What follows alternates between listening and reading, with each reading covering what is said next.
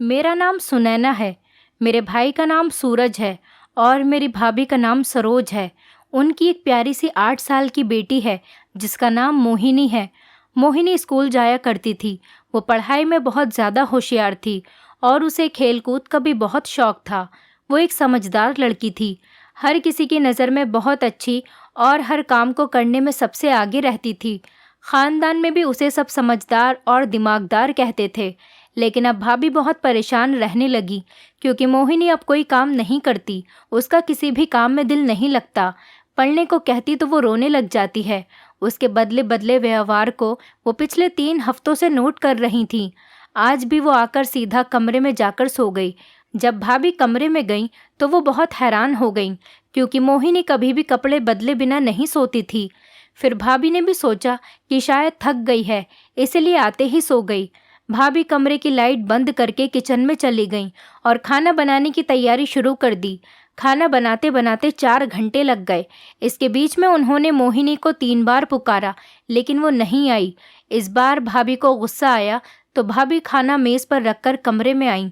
Light on करके भाभी ने उसे सख्ती से पुकारा, मोहिनी उठ जाओ, बहुत सो ली। तुम्हारे पास 1 मिनट का टाइम है।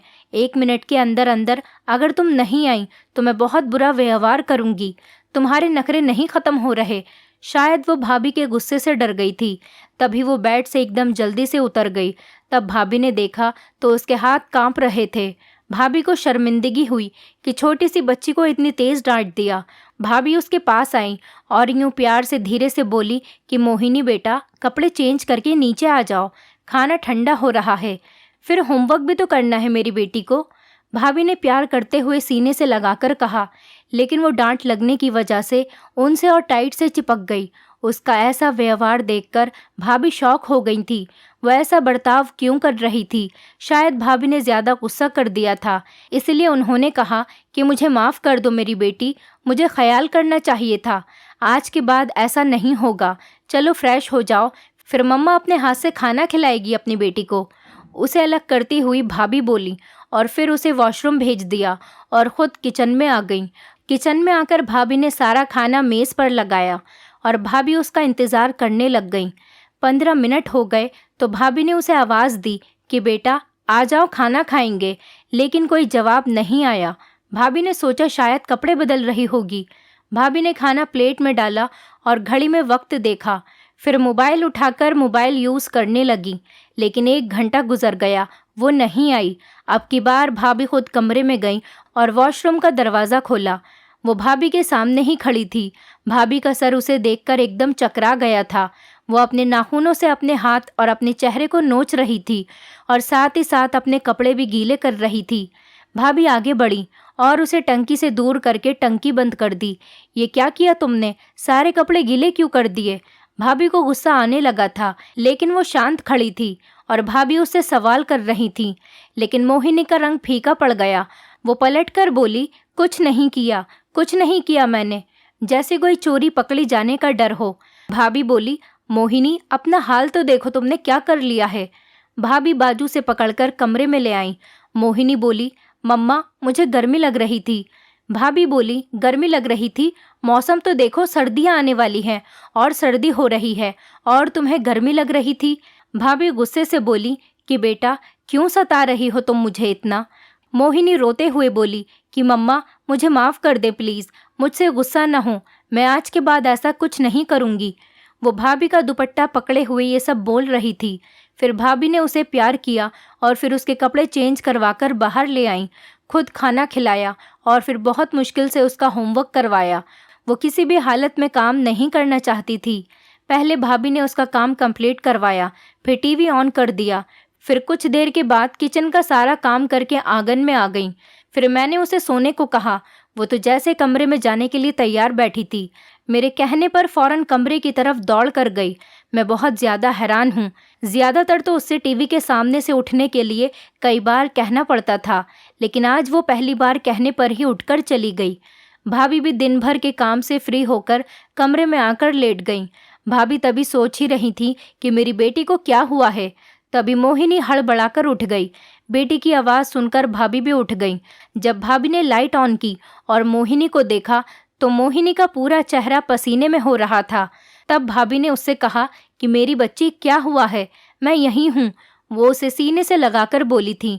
वो बुरे तरीके से कांप रही थी। फिर भाभी बोली कि क्या हुआ, कोई बुरा ख्वाब देखा है क्या? भाभी के पूछने पर उसने सर हिलाया, लेकिन उसके चेहरे पर भाभी को अजीब तरह की घबराहट नजर आई, जैसे वो कहना चाहती हो लेकिन वो कह नहीं पा रही हो। भाभी पूछती तो वो बताती भी नहीं थी। अब भाभी उसे लेकर परेशान रहने लगी थी, लेकिन भाभी ने उससे कहा कि कोई बात नहीं, तुम तो बहादुर हो, ऐसे डरते नहीं हैं, चलो सो जाओ, शाबाश। उसे अपने साथ लिटाती हुई भाभी बोली, और थोड़ी ही देर में वो गहरी नींद में सो चुकी थी। उसे चैन और सुकून से सोता हुआ देखकर भाभी भी लाइट बंद करके सो गई। सुबह जब उसे स्कूल के लिए उठाया तो वह स्कूल ना जाने की जिद करने लगी। कह रही थी कि मुझे पढ़ना नहीं है, मैं घर में ही रहूंगी, आपके साथ काम करूंगी। भाभी उसकी बात सुनकर हैरान रह गई कि कहाँ वो पढ़ाई की माला जपती रहती थी, कहती रहती थी कि मैं पढ़ाई करूंगी, पढ़ाई करके मैं बड़े ऑफिसर बनूंगी, और अब ना पढ़ने का कहना। ये सब अजीब हरकतें भाभी को बहुत ज़्यादा परेशान करने लगी थीं। डांट कर भाभी ने उसे तैयार किया और स्कूल भेज दिया। सुबह स्कूल के लिए वो स्कूल वैन में जाती थी और दोपहर में भी वही छोड़ने आती थी। दोपहर वो स्कूल से आई और बैग मेज पर रखकर वो कमरे में चली गई। भाभी कमरे में गई तो उसे बिस्तर पर सोते हुए देखा, तो भाभी ने बोला कि मोहिनी, आज नहीं सोना, उठ जाओ, कल भी तुम ट्यूशन नहीं गई थी, उठ जाओ, शाबाश। भाभी ने उसे ज़बरदस्ती उठाया और उसके कपड़े बदलवाकर उसे खाना खिलाया और उसे ट्यूशन भेज दिया। सुबह की तरह वो भी रोकर ट्यूशन गई थी। भाभी उलझी उलझी परेशानी में सोचती सोचती किचन में आ गई और थोड़ी देर के बाद घर का गेट बजा तो वो बाहर आई। खोला तो मोहिनी थी। थकी थकी वो घर में आई और प्रणाम किया। मैंने प्रणाम का जवाब दिया और फिर आंगन में आ गई और वो फिर आकर आंगन में पड़ी एक चारपाई पर बैठ गई। भाभी ने उसे देखा तो वो खोई खोई लगी। मोहिनी, क्या बात है, ऐसे क्यों बैठी हो? कुछ नहीं मम्मा, मैं तो बस ऐसे ही, वो हकलाकर बोली थी।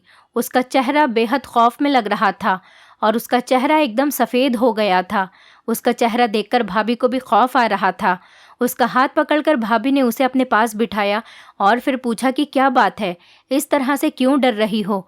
स्कूल में किसी से झगड़ा हुआ है क्या? मोहिनी बोली, नहीं नहीं तो मम्मा, मैं क्यों झगड़ूंगी किसी से भला? हड़बड़ाकर वो बोली थी और फिर उठकर वो अंदर भाग गई।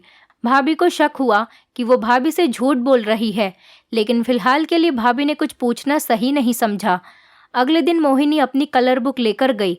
भाभी ने पूछा कि आज तो इसका पीरियड नहीं, सैटरडे को होगा, तो वो बहाना बनाकर बोली कि नहीं, आज भी है पीरियड, आज कलर बुक का करेक्शन है। भाभी ने भी कुछ नहीं कहा। दोपहर जब वो घर आई तो उसका यूनिफॉर्म बहुत ज़्यादा गंदा हो रहा था। भाभी ने पूछा, बेटा कि यूनिफॉर्म इतनी गंदी कैसे हो गई? घुटनों पर लगी मिट्टी, चेहरे पर लगी गंदगी देखकर भाभी ने पूछा तो मोहिनी ने जवाब दिया कि मम्मा, मैं गिर गई थी प्लेग्राउंड में खेलते हुए। भाभी ने परेशानी से उसके हाथ बाजू टटोलते हुए पूछा कि मुझे दिखाओ, कहीं चोट तो नहीं लगी? वो टटोलने लगी, लेकिन वो भाभी का हाथ छुड़ाती हुई उड़ी हुई रंगत के साथ कमरे में भाग गई। ये तीसरी बार था जो मोहिनी ने ऐसा किया हो। भाभी बहुत ज़्यादा परेशान हुई। शाम को जब भाभी मोहिनी का होमवर्क करवा रही थी तो होमवर्क करवाते हुए भाभी ने डायरी पर एक नोट देखा और देखकर मोहिनी से पूछा कि ये क्या है बेटा, तुम आज नहाकर क्यों नहीं गई थी स्कूल? तो मोहिनी बोली, मम्मा, नहाकर गई थी स्कूल में। तो भाभी ने पूछा, फिर ये नोट क्यों लिखा है आपकी मिस ने कि आपके अंदर से बदबू आती है? वो कहने लगी कि वो मुझे नहीं पता मम्मा। वो एकदम गुस्से से बोली थी, बैग फेंकती हुई। उसके गुस्से का ये अंदाज भाभी पहली बार देख रही थी। उसे गुस्सा करते देख भाभी बहुत हैरान हुई। भाभी को सबसे ज़्यादा इस बात ने परेशान किया कि वो इतनी सी बात पर गुस्सा कर रही थी। भाभी उसे पकड़कर बोली कि क्या बदतमीज़ी है। वो अपना हाथ छुड़ाती हुई बोली कि मम्मा, मुझे छोड़ें, लेकिन भाभी ने नहीं छोड़ा और वो कहने लगी कि बदतमीज़ी कर रही हो, बोलो करोगी आज के बाद बदतमीज़ी? वो बोली कि आप बुरी हैं, आप गंदी मम्मा हैं, मुझे नहीं करनी आपसे बात। ये सब बोलती हुई अपना हाथ छुड़ाकर वो कमरे में चली गई और भाभी अपना सर पकड़कर वहीं बैठ गई। मोहिनी के व्यवहार से भाभी बहुत ज़्यादा परेशान हो गई थी। दिन बदलते गए और मोहिनी के व्यवहार में भी बदलाव आते गए और उधर स्कूल से डेली ये नोट आता कि आप अपनी बेटी को नहलाकर भेजा करें, बदबू आती है। भाभी पहले पहले तो यही समझ रही थी कि शायद उम्र की वजह से उसमें बदलाव आ रहे हैं। उसका अचानक से चिड़चिड़ा हो जाना, गुस्सा करना, वक्त पर खाना नहीं खाना और हमेशा खामोश रहना, स्कूल से आकर उसका थकान का बहाना करके सो जाना, ये सब भाभी को नॉर्मल लग रहा था। भाभी भी उसकी बढ़ती उम्र का ख्याल करती और हर बार उसकी बात को नज़रअंदाज करती रही।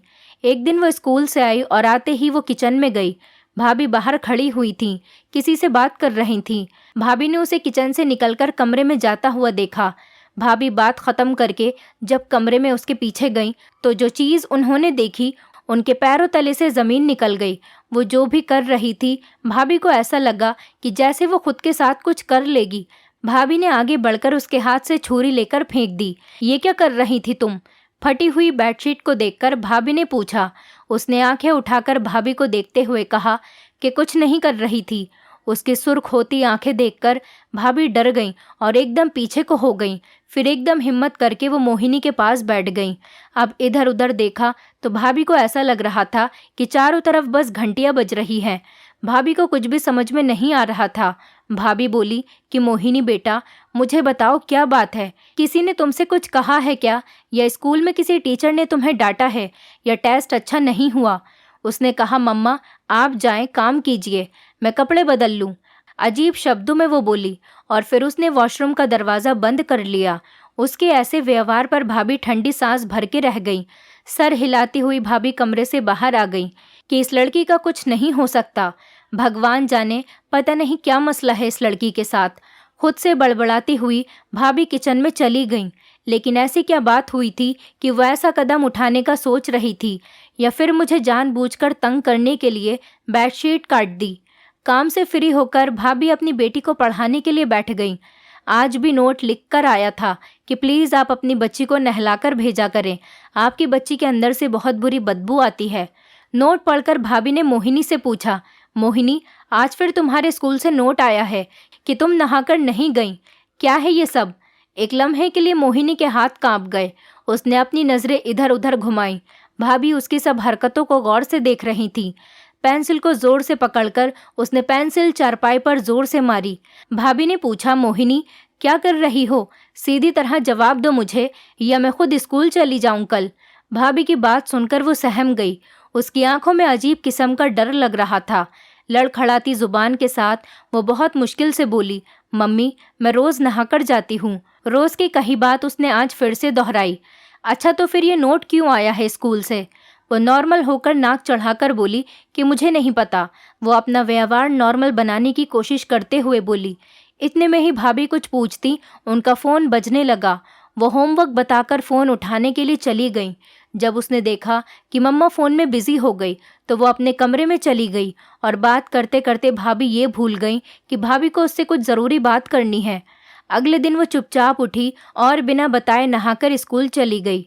भाभी को लगा कि वो उनकी सख्ती का असर है, लेकिन ये ख्याल भी सिर्फ उनका ख्याल ही था। जो होना था वो हो चुका था, जो हो रहा था वो भी चल रहा था और शायद भाभी गलत सोच रही थी। दोपहर को जब मोहिनी घर वापस आई तो उसका चेहरा पूरा लाल हुआ पड़ा था। यूनिफॉर्म आज फिर से वो गंदी कर कर आई थी, लेकिन आज यूनिफॉर्म पर मिट्टी की जगह कुछ और लगा हुआ था। भाभी ने देखा और चीखी कि मोहिनी ये क्या है? अब ये दाग कैसे जाएंगे? क्या करूं मैं तुम्हारा? तुम समझती क्यों नहीं हो? उसकी डरी हुई आंखों को नज़रअंदाज करते हुए भाभी सिर्फ बोले चली जा रही थी। बोल बोल कर जब भाभी थक गई और फिर चुप हो गई तो मोहिनी अपनी सहमी आंखों से देखती हुई अंदर कमरे में चली गई। भाभी उसे दूर जाता देख रही थी, या तो कमरे में, या तो खुद से बहुत दूर, या फिर हर चीज़ से दूर, हंसी से दूर, खुशी से दूर। खैर ये सब तो वक्त के ऊपर था। भाभी भी उसके पीछे पीछे कमरे में चली गई तो कमरे से पानी गिरने की आवाज़ आ रही थी। यकीनन वो नहा रही थी। भाभी वहीं बेड पर बैठ गई। थोड़ी देर बाद मोहिनी साफ कपड़े पहने वॉशरूम से निकली। भाभी को देखकर उसने नज़रें फेर ली। शायद वो नाराज़ थी, बहुत ज़्यादा नाराज़। भाभी ने उसके हाथ पकड़कर अपने गले से लगाया। उसकी खाली नज़रें भाभी के अंदर तक चली गई थी। उसको अपने सीने से लगाए भाभी बहुत देर तक उसकी पीठ सहलाती रही, लेकिन वो नहीं रोई। लेकिन भाभी रो पड़ी। जब संतान दूर होने लगे तो माँ को तकलीफ़ होती है। भाभी भी वही तकलीफ़ महसूस कर रही थी। भाभी उससे कुछ पूछने के बजाय उसे अपने साथ लिए खाने की मेज़ पर ले आई, खाना खिलाया और उसे ट्यूशन भेज दिया। भाभी सच में बहुत ही ज़्यादा उलझन में थी। शाम तक भाभी उसका इंतज़ार करती रही। एक लम्हे के लिए भी भाभी के दिमाग से उसकी नज़र नहीं हटती।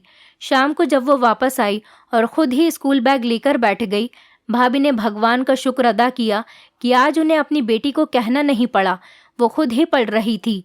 काम से फ्री होकर भाभी भी उसके पास बैठ गई। वो खामोशी से अपना काम करती रही। भाभी उसे देखती रही। डायरी खोलकर देखी तो आज भी वही नोट था। भाभी ने मोहिनी को देखा। मोहिनी भी भाभी को देख रही थी। वो कभी डायरी दे रही थी, कभी भाभी का चेहरा देख रही थी। उसे लगा कि शायद आज फिर से वो यही सवाल करेंगी, रोज की तरह। आज फिर भाभी उसे डांटेंगी। भाभी देख रही थी कि उसके चेहरे का रंग धीरे धीरे बदल रहा था। धीरे धीरे उसका चेहरा सफ़ेद होने लगा था। वो पेंसिल को बहुत टाइट से पकड़कर बैठी थी।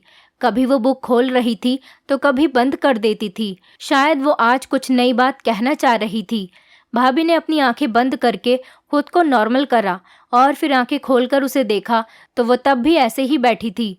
भाभी को हैरानी इस बात पर थी कि वो आज तो नहाकर गई थी, फिर ये नोट लिखने की क्या ज़रूरत बनती थी। आखिर ये सब बात क्या थी? भाभी बोली, मोहिनी, काम हो गया। भाभी इससे पहले कुछ और बोलती तो वो एकदम से डरती हुई पीछे होने लगी। भाभी उसे एक नज़र से देखती रही। मोहिनी, क्या हुआ है मेरी बच्ची? आराम से बैठ जाओ, कुछ नहीं कह रही मैं। भाभी को अपनी जगह बैठा देखकर वो थोड़ा सुकून से हुई थी, लेकिन उसका रंग अभी भी सफ़ेद पड़ा हुआ था। भाभी ने प्यार से पूछा कि काम कर लिया मेरी बच्ची ने स्कूल का? उसने कहा कि जी मम्मा, हो गया। धीमी आवाज़ में वो बोली थी। भाभी ने कहा, ठीक है, बैग उठाकर अंदर ले जाओ, फिर खाना खाते हैं। उसका गाल थपथपाकर भाभी बोली थी और फिर खुद उठकर किचन में आ गई। इसी समय बाहर बेल बजी। तभी भाभी ने कहा, मोहिनी, दरवाज़ा खोलो, कौन है? भाभी ने किचन में खड़े हुए आवाज़ दी, लेकिन वो नहीं आई। तो भाभी बाहर आई और उसे सख्त नज़रों से देखा। उससे सख्ती से कहा कि इतनी देर से कह रही हूँ कि दरवाज़ा खोलो, बोलते क्यों नहीं हो तुम? उसे डांटकर भाभी दरवाज़ा खोलने चली गई। जब भाभी ने दरवाज़ा खोला तो भाई खड़े थे। भाभी ने उनसे कहा, अरे आप अचानक? मुस्कुराते हुए उनसे पूछा तो भाई हंस दिए और कहा कि हाँ, मैंने सोचा कि छुट्टी मिली है तो अपनी पत्नी और बेटी से मिल लूँ। भाभी ने बाहर खड़े होकर आवाज़ दी कि मोहिनी, देखो बाहर कौन आया है। और अपने पति से लेकर उन्होंने सामान चारपाई पर रखा। दोबारा से भाभी ने उसे पुकारा, मोहिनी, लेकिन वो नहीं आई। तब भाई ने कहा कि रहने दो, मैं खुद ही चला जाता हूँ, कार्टून देख रही होगी ना। भाभी को दोबारा आवाज़ लगाते देख भाई उनको रोकते हुए बोले और खुद अंदर चले गए। भाभी भी अंदर उनके पीछे पीछे चल दी। अंदर कमरे में आईं तो वो अपने पापा से लिपटी हुई धीमी आवाज़ में जवाब दे रही थी। भाई ने जब इशारे से भाभी से मोहिनी के मूड का पूछा तो भाभी कहने लगी, बस डांट दिया है मैंने आज इसे, इसीलिए मुंह बनाकर बैठी है। भाई ने भाभी को गुस्से से देखा। भाभी नज़रें चुराती हुई किचन में चली गई। भाई मोहिनी को मनाने की कोशिश कर रहे थे। भाई हर उस जगह का नाम ले रहे थे, हर उस चीज़ का नाम ले रहे थे जो मोहिनी को पसंद थी। भाभी सुन रही थी कि वो हर चीज़ पर ना का जवाब दे रही थी। थोड़ी देर बाद भाई उसे साथ लेकर बाहर आए और कुर्सी पर बैठा दिया। खाना लग चुका था। खाना बहुत खामोशी से खाया गया। खाने के दौरान बोलने वाली मोहिनी बहुत खामोशी से बैठकर खाना खाती रही। भाभी इस चीज़ की आदी हो चुकी थी, इसलिए वो चुपचाप बैठी हुई खाना खा रही थी। लेकिन भाई सारा वक्त मोहिनी को ही देखते रहे। रात हो गई तो मोहिनी को सुलाकर भाभी बाहर आंगन में आकर बैठ गई और भाई भी वहीं बैठे हुए बहुत गहरी सोच में डूबे हुए लग रहे थे। भाभी बैठी तो पूछा कि क्या सोच रहे हैं। भाभी ने भाई का चेहरा देखते हुए पूछा। उन्होंने कहा कि तुमने मोहिनी को देखा, वो बहुत बदली बदली लग रही है, खामोश और हर चीज़ से दूर। भाभी ने कहा कि आप यूं ही परेशान हो रहे हैं, दरअसल वो बड़ी हो रही है तो उसके अंदर कुछ बदलाव आ रहे हैं जो हमें ज़्यादा महसूस हो रहे। भाभी ने उन्हें समझाने के अंदाज में कहा, लेकिन वो मुतमईन नहीं लगे। भाई ने कहा, सरोज, तुम बात करो उससे, अगर कोई बात है तो बताए हमें।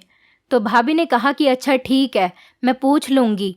भाई को तसल्ली देती हुई भाभी बोली थी, लेकिन सच में वो अंदर से खुद भी बहुत परेशान थी। माहौल को ठीक करने के लिए भाभी ने उनसे इधर उधर की बात करना शुरू कर दी। सुबह उन्हें दोबारा ड्यूटी पर जाना था। सुबह होते ही भाई दोबारा ड्यूटी पर चले गए और भाभी रोज की तरह कामों में बिजी हो गई।